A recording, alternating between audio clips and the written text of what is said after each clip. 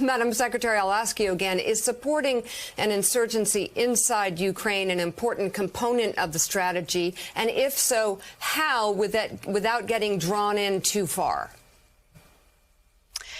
Well, Mika, I do think it's important to support both the Ukrainian military and then, depending upon what happens and how quickly events unfold, supporting those who are putting up resistance.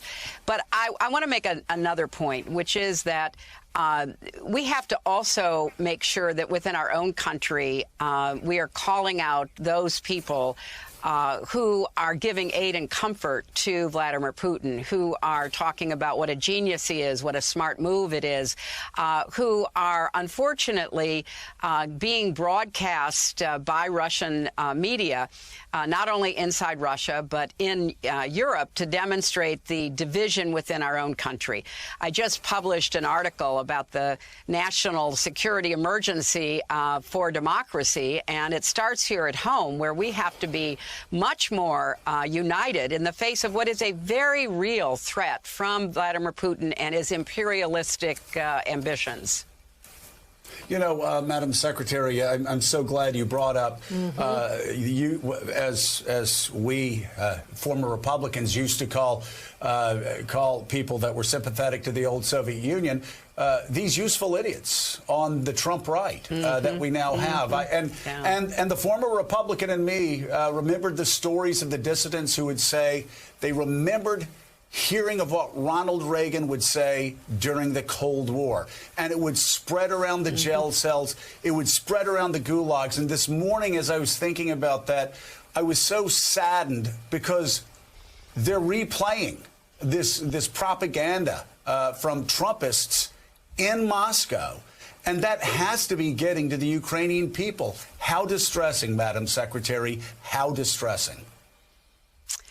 Well, Joe, as you know so well, we had a bipartisan agreement, a commitment starting after World War II with Harry Truman all the way until, the Soviet Union collapsed, that we would stand with people who loved freedom like we do, that we would stand with the dissidents who were speaking out about human rights and against oppression and death at the hands of regimes that, the Soviet Union both executed themselves and supported elsewhere. So this is heartbreaking, but it's also dangerous. And I think it's time for what's left of the Republican Party that has any common sense, not just to say, OK, go help defend Ukraine against Putin, but to stand against those people in politics and government, in the media and elsewhere in our own country who are literally giving aid and comfort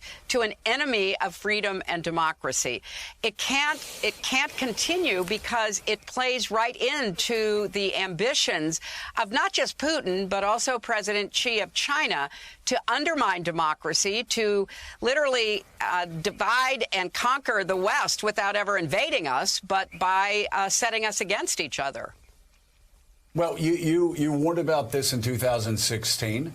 And here we are 6 years later. Russian disinformation has actually made it into mainstream media in America. It is now being replayed on Russian state television.